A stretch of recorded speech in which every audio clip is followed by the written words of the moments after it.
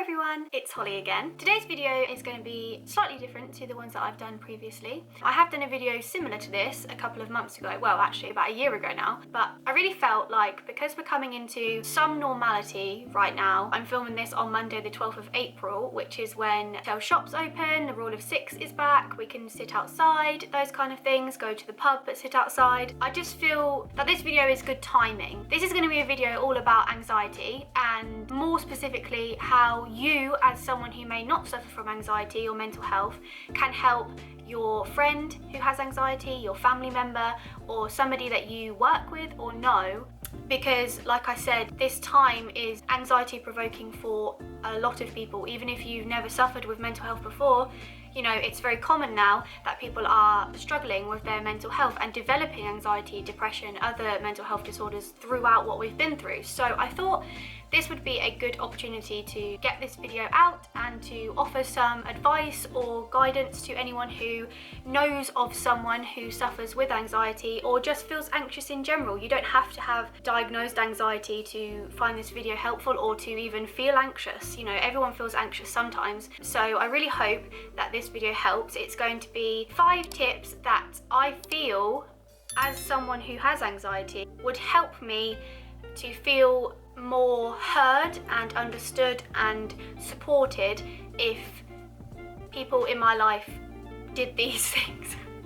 Just before I start, I'll just give a disclaimer. This video is purely based on my own personal experience and how I feel things help me with my anxiety. I do have anxiety. I struggle with anxiety and depression. So if anyone is interested in a video on any mental health topic, I'm extremely passionate about making sure that everyone feels heard and understood and supported and like they have a voice. If you're interested in any videos to do with mental health, I would love to do that. These are the kind of things that I notice make me feel better. People may not have done them in the past, and I have voiced opinions that have explained to them that these are the things that I need. My amazing friends and family have all been extremely supportive, and I think that's, even before we begin, something that you need to remember is the number one rule is to surround yourself with a circle of people that make an effort to support you. I think that's the most important thing. If you like these kind of videos, like I said, if you're interested in mental health videos or tips and tricks or any advice videos at all, then please make sure you subscribe and give this video a like. Let's try and get people to chat in the comments. This is a video that I would love to have more communication with. I'm here for anyone and everyone, whoever you are, however you identify. So let's get started.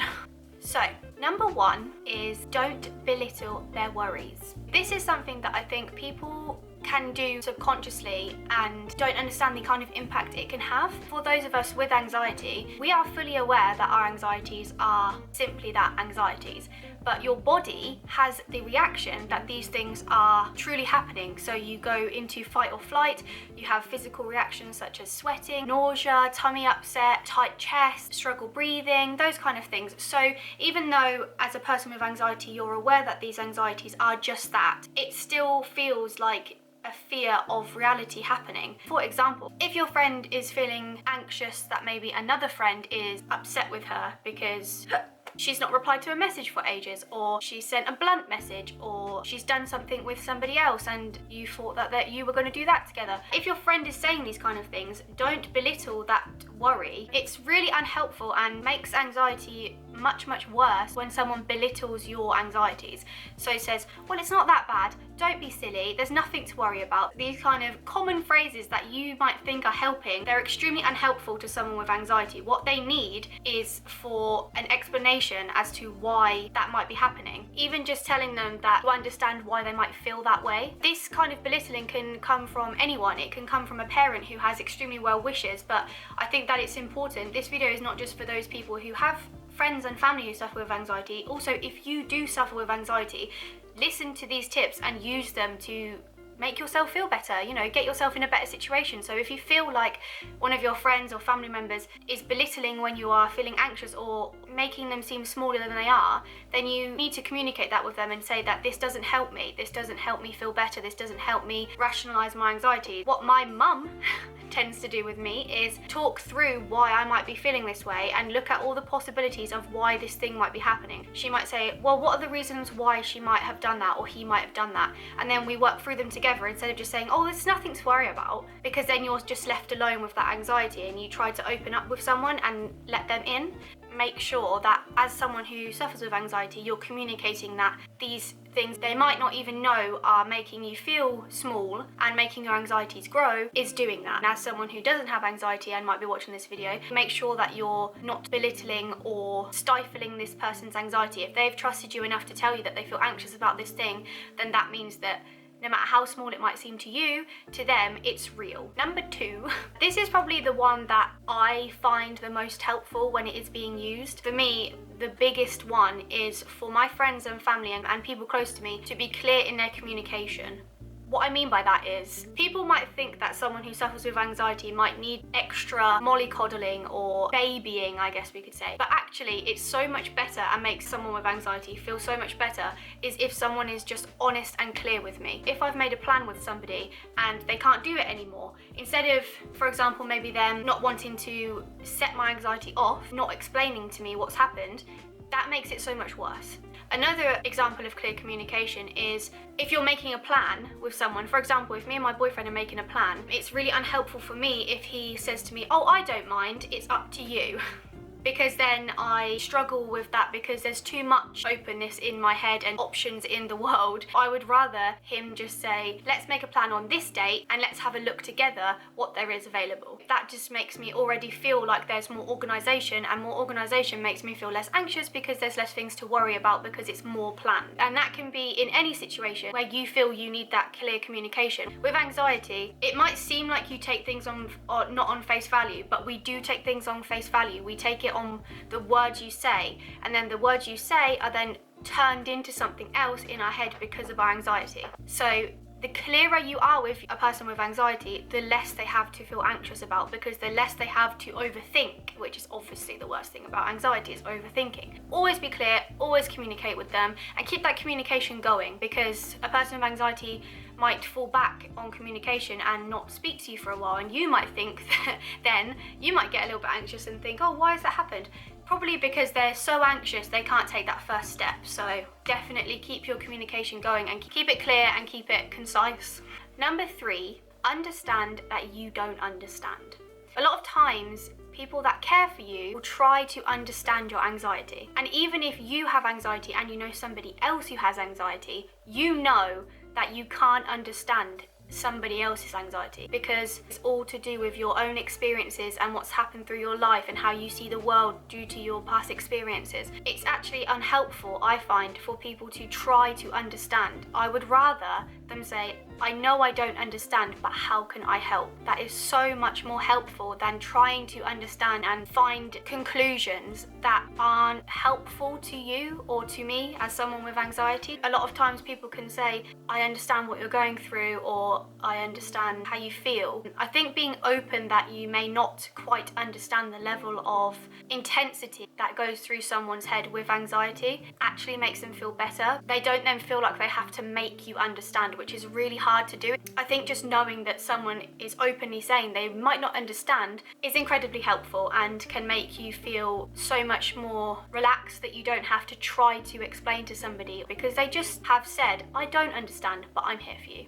Number 4 is look out for signs of anxiousness. Like I've said in this video, everybody's anxiety comes out in different ways, whether that be physically, emotionally, their behaviours. It's all specific to each person with anxiety. But you know this person very well. It only takes a small amount of effort to notice those signs of anxiety from that person you care for. It's really easy. For example, I get very quiet and I get very fidgety when I'm extremely anxious. That's not my normal behaviour. I'm normally extremely loud and annoying and too much usually for people. I don't think that it takes that much effort or that much time for people I care for to begin to notice that, and then from that help me out. I feel extremely passionate that people with anxiety shouldn't have to work hard to feel like they're supported, because we're already working so hard in our head, overthinking everything people are saying to you, you're already overthinking things people walk past you have done, have looked at you. So I feel very strongly that those of us with mental health should not have to then work harder for people who care for us to give us a helping hand. So definitely keep your eyes out for behaviours that you feel don't quite fit this person's personality. Honestly, the second you start looking, you'll be able to see them. It's very clear because it's so abnormal to their normal personality, because it's an anxiety. It's, I guarantee you, your friend or your family member with anxiety is extremely hypersensitive to everything that you do. So if you do something that seems out of the ordinary, they'll be the first friend to pick up on it and ask you if you're okay, because they are so hypersensitive to everything that's going on. So I think that they deserve that back. And number 5, don't squash their positive anxieties. This might sound really weird because anxiety is an extremely difficult thing to deal with and can be extremely negative, but I might do a video on this in the future about the positives about anxiety and how anxiety can actually benefit you. So one of those is that people with anxiety are probably your most communicative friends and the ones that are the first to notice when something's not right with you. And I think those are positives because yes, I am anxious and I'm hypersensitive to the negatives. I'm also someone who goes out of their way to show people you care, because you're so worried that they might not feel that from you that you want to show them. As well as this, they're probably your most organised friend. If you're going on a friend's trip or a family holiday, allow them to be as involved as they want to be. It might feel a little bit annoying sometimes. They might come across as controlling or overpowering, but the more you allow them to have that control, the less it will feel that way for them, and they won't feel they have to fight for that control. For example, if I was going on a big trip with my friend, I know that they would allow me to be probably the one who was the leader in the organisation. That doesn't mean to say that I say to everyone, you can't do this, you can't do that. No, they talk to me about it. They let me know that that's going to happen. They let me know that that's what they would like to do, and then we look together. I would say that those are positive anxieties as a person with anxiety. It means that I'm organised. It means that I'm a good friend. I notice when my friends are struggling because I'm hypersensitive to that. And I wanted to do this one at the end because I just wanted to end on a note of having anxiety does not always mean that you are not going to be able to function as well as your friends or your family. It means, yes, we overthink more, yes, we struggle a little bit more in certain areas, but also we flourish more in certain areas in regards to organisation, in regards to planning, in regards to friendship and trust and loyalty, because we don't want to lose people.